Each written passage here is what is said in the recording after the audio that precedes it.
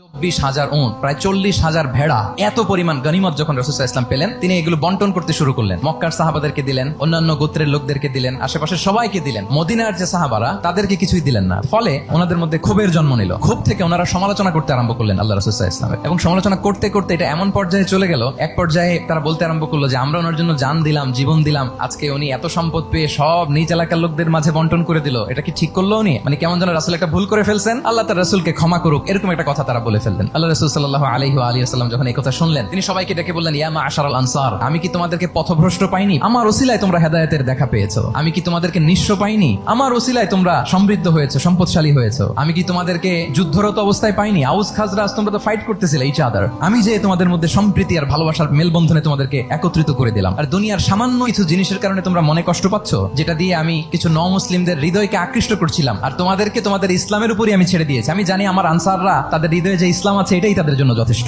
তোমরা কি এতে খুশি হবে না? মানুষ উট আর ভেড়া নিয়ে তাদের এলাকায় ফিরবে, আর তোমরা আল্লাহর রাসূলকে নিয়ে তোমাদের এলাকায় ফিরবে। আল্লাহু আকবার। তারা বলল, ইয়া রাসূলুল্লাহ, আমরা শুধু আপনাকে পেয়েই খুশি। রাসূল সাল্লাল্লাহু আলাইহি ওয়াসাল্লাম বলেন, গোটা বিশ্বের মানুষ যদি এই পথ ধরে আর আনসারীরা যদি এই পথ ধরে, আমি এই পথ ছেড়ে দিয়ে আনসারীদের পথে হাঁটবো। আল্লাহ তুমি আনসারদের ক্ষমা করো, তাদের সন্তানদের ক্ষমা করো, তাদের নাতিদেরকে ক্ষমা করো। এভাবে মর্মস্পর্শী বক্তব্য যখন ইমোশনাল ইন্টেলিজেন্স দিয়ে যখন রাসূল সাল্লাল্লাহু আলাইহি ওয়াসাল্লাম বললেন, তারা এসেছিল ক্ষোভ নিয়ে, অসন্তোষ নিয়ে, পরে সবাই কান্না করে রাসূল সাল্লাল্লাহু আলাইহি ওয়াসাল্লামের কাছে ক্ষমা চেয়ে সেই মজলিস থেকে উঠতে বাধ্য হয়েছে।